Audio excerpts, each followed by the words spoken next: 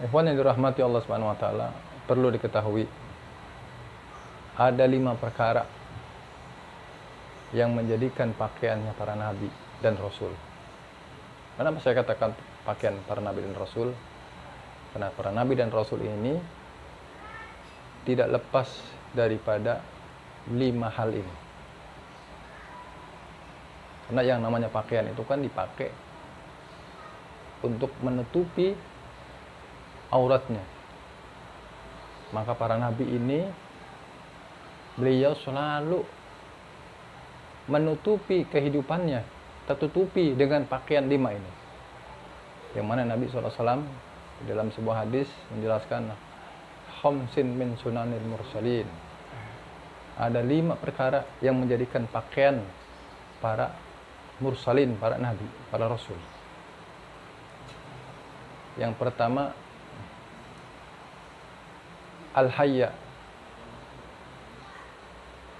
Apa itu haya? Haya itu adalah malu. Jadi para rasul, para nabi dan rasul ini selalu berpakaian selalu malu. Ya. Malu yang sangat luar biasa.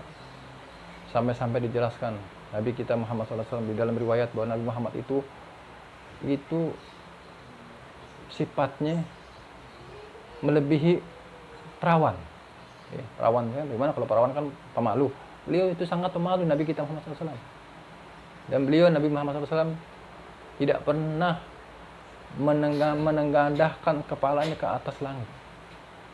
Selalu di saat berjalan dia menunduk dan menunduk. Ya. Ini pakaian yang pertama. Pakaian yang kedua, wal hilim, bijaksana. Di para nabi dan rasul itu mereka bijaksana selalu menyikapi, baik itu dalam keadaan genting kah, ya, tetap dia selalu bijaksana. Sebagaimana Nabi kita Muhammad SAW di dalam riwayat, beliau pernah suatu ketika pada hari tersebut beliau tidak ada kemasukan makanan, bahkan istri-istrinya tidak ngebul dapurnya. Lihat Nabi kita Muhammad SAW. Ada sahabat beliau, dia asal minta dengan para sahabat, langsung saja pasti dikasih. Ya, beliau menyontohkan dia manusia yang tidak pernah putus asa dan tidak pernah mudah untuk mengemis. Lalu Nabi kita Muhammad SAW mendatangi kawan lama beliau, ya, seorang Yahudi, teman beliau dulu kecil, ya. Lalu beliau cuman hanya bilang seperti ini, wahai kawanku, aku ini sudah beberapa hari tidak ada pasokan makan, terutama istri-istriku sudah tidak masak. Bolehkah aku minjem gandum, ada beberapa makanan, ya, untuk bisa aku makan. Nggak banyak, mungkin aku cuman pinjam 2 dinar. Singkat cerita, dikasih lah. Perjanjian 1 minggu. Sebelum 1 minggu, pernah suatu ketika Nabi Muhammad SAW sedang duduk, sedang ada kajian, ya, di depan para sahabat. Tiba-tiba ini orang tersebut, ya, kawan tersebut yang pernah Nabi Muhammad itu beberapa hari lalu yang itu ngutang, datengin. Lalu dia paranin. Nabi Muhammad sedang diskusi ilmu dengan para sahabat. Tiba-tiba Nabi Muhammad dimaki yang sangat luar biasa. Sambil memaki, ini orang menarik sorbannya Nabi kita Muhammad SAW sampai Nabi Muhammad lehernya itu terlihat merah. Ya, luka kecil lah. Sambil saya mengatakan, wahai Muhammad, ente jangan bohong. Katanya ente mau ganti utang saya. Cepet dong. Jangan cuma ngutangnya doang. Jangan cuma minjemnya doang. Kapan ente mau ganti?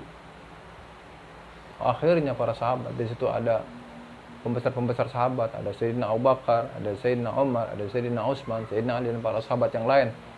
Bahkan siapa yang tidak kuat di antara itu adalah Sayyidina Umar. Dia melihat kekasihnya, melihat utusan Allah, Rasul Allah, ya, dimaki, bahkan ditarik sorbannya yang sedang ada di leher beliau sampai bercat tapak merah leher beliau. Begitu dia tarik pedang beliau, Sayyidina Umar, sampai-sampai orang tersebut nih yang memaki Rasulullah bergetar badannya melihat Sayyidina Umar sudah mengeluarkan pedang. Lihat, Umar kalau sudah keluarin pedang itu, Sayyidina Umar sudah ngeluarin pedang itu pantang untuk dimasukkan air. Ini harus dibantai nih orang. Lihat kalam Rasulullah, ya Umar, isbir, wahai sahabatku Umar, sabar. Masukkan lagi pedang engkau. Ya, terus suruh ini orang tunggu di depan. Waktu itu Rasulullah sedang di masjid. Setelah diantarkan ke depan, ke pintu, Rasulullah berdiskusi, apakah ada di Baitul Mal uang sebesar 3 dinar. Wah, ada ya Rasulullah. Kenapa gerangan Rasulullah sampai engkau dimaki-maki? Ya, aku beberapa hari yang lalu sempat minjem dia punya dagangan, ya, untuk aku makan. Lah, perjanjian aku ini 1 minggu, ini baru 5 hari, belum ada 1 minggu dia sudah nagih. Sebenarnya nggak ada kesalahan kan? Ya, sudah kalau gitu ambilkan, diambil sahabat. Begitu diambil, mana uangnya? Kasih. Aku sih sebenarnya punya utang itu hanya 2 dinar, seharga barang 2 dinar. Nah, ini 1 dinar buat siapa ya Rasulullah? Yang 1 dinar antarkan wahai Umar, ya, ini bayar uang utangku yang 2 dinar. Yang 1 dinar ini untuk ganti yang tadi engkau gertak, yang tadi engkau takut-takutin sampai engkau tadi kan ngeluarin itu, ngeluarin pedang, dia takut tadi, maka ganti untuk uang kagetnya. Lihat, ya, al-hilim, bijaksana baginda Rasul SAW. Akhirnya diantarkan oleh Umar. Nih, duit utangnya Rasulullah 2 dinar. Ini 1 dinar hadiah buat ente. Tadi ente udah takut gara-gara saya tadi ngeluarin pedang. Ini dari Rasulullah. Sudah. Kata Rasulullah, ya Umar, sudah biarin. Tinggalin saja. Udah dikasih uangnya, udah, tinggalin. Duduk. Tiba-tiba nih orang balik lagi ke depan Rasulullah. Tapi ini beda dengan yang pertama. Yang kedua ini datang di hadapan Rasulullah, ngapain? Beliau duduk tersimpu, dia serahkan itu uangnya. Ajarkan aku wahai Rasul, untuk aku bisa mengucapkan 2 kalimat syahadat. Aku datang ini sebenarnya bukan meminta uang, meminta menagih utang. Aku datang ini untuk membuktikan apakah benar Nabi akhir zaman. Engkau ini sebagai Nabi akhir zaman, yang mana Nabi akhir zaman itu mempunyai sifat al-hilim, sifat yang bijaksana. Itu pakaian para Nabi dan Rasul, khususnya Nabi kita Muhammad SAW yang kedua. Lalu yang ketiga, wal hijamah. Apa hijamah? Bekam. Jadi para Nabi dan Rasul, khususnya Nabi kita Muhammad SAW itu bekam. Berbekam itu mengeluarkan darah kotor. Jadi ternyata bekam itu, ya, mengeluarkan darah kotor itu adalah penting. Makanya orang-orang dulu, ya, yang mengikuti daripada sunnah Rasul SAW itu tidak terkena penyakit yang macam-macam. Ya, mungkin stroke, mungkin kencing manis. Kenapa? Karena ada pertukaran darah yang sekian, ya, ibaratnya ini seperti kayak ampas, seperti kayak apa tuh, santan, ya. Santan itu kan lama-lama kan jadi kotor tuh, ya. Nah, itu hatinya dikeluarkan. Jadi kita termasuk bekam itu, hijam itu adalah termasuk sunnah, ya, pakaian yang setiap saat beliau selalu, para Nabi dan Rasul, khususnya Nabi kita Muhammad SAW itu berbekam. Lalu yang keempat, pakaiannya para Rasul adalah wat ta'atur, memakai wangi-wangian. Ya. Terutama Nabi kita Muhammad SAW itu badannya sudah wangi. Memakai wangian di sini adalah bukan hanya berbentuk cairan, boleh cairan. Ya. Bisa juga berbentuk apa? Ya? berbentuk kristal, seperti kayak mungkin yang kita tahu, yang kita kenal, ya, para guru-guru kita, para habaib kita pakai, ya ini bukhur, ya, atau kebanyakan atau bukhur, ya, wangi-wangian. Nah, wangi-wangian itulah ternyata itu pakaian, kebiasaan yang dipakai oleh para nabi dan rasul, khususnya nabi kita Muhammad sallallahu alaihi wasallam. Ya, jadi kalau ada orang mempertanyakan, wah, kayak yang bener loh, masa bakar menyan, bakar itu gahru buat apa sih? Ternyata Pak ini. Makanya kenapa kebiasaan sampai sekarang orang-orang Arab, khususnya para habaib, dia selalu membakar wangi-wangian. Kan ada wangi-wangian itu ada berbentuk yang minyak, ya, atau berbentuk yang bakaran. Sama, yang penting wangi. Ya. Jadi para rasul, khususnya Nabi kita Muhammad SAW itu, mereka mempunyai pakaian yang sering memakai wangi-wangian. Bahkan Nabi kita Muhammad SAW bukan hanya memakai wangian, bahkan keringat beliau sangat harum, sangat wangi. Nah, yang terakhir, yang kelima, pakaian para nabi dan rasul, khususnya Nabi kita Muhammad SAW adalah wan nikah. Jadi nikah apa? Nikah, ya, mencari pasangan hidup yang halal, ya, yang halal, yang baik, ya, karena tidaklah sempurna ibadah seseorang kalau dia belum menikah.